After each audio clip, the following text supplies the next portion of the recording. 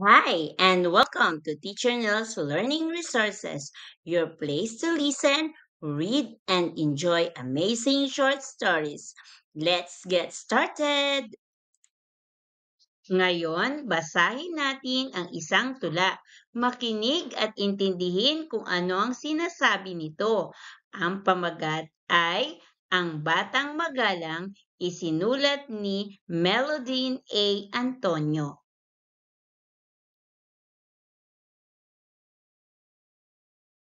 Ang batang magalang,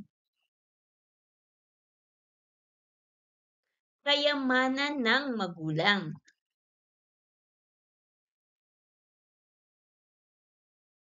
Marunong sumunod kapag inuutusan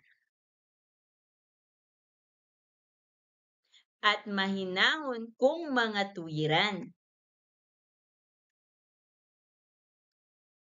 Ang batang magalang marunong makinig.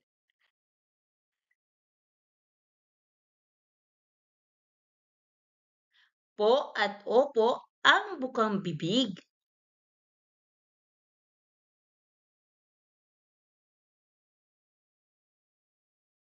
Sa mabubuting gawain nahihilig.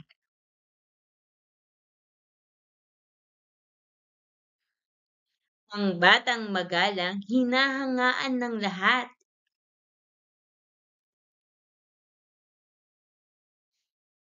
Madalas magsabi ng pasasalamat.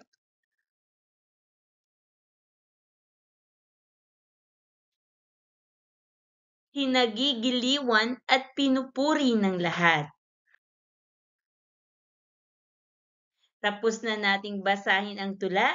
Ngayon, sagutin natin ang ilang gabay na tanong para mas maintindihan ito.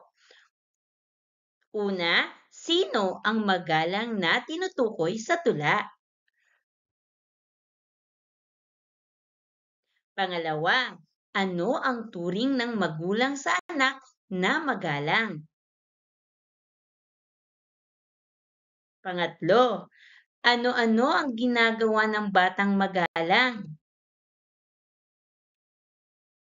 Pang-apat, ano ang salitang madalas marinig sa batang magalang?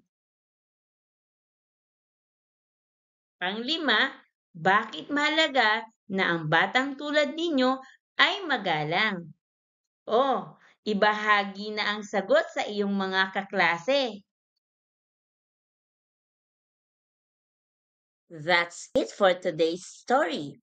Friends, if you had fun, give it a thumbs up, share it with your buddies, and hit that subscribe button so you won't miss the next adventure with Teacher Nels. Till next time, happy learning!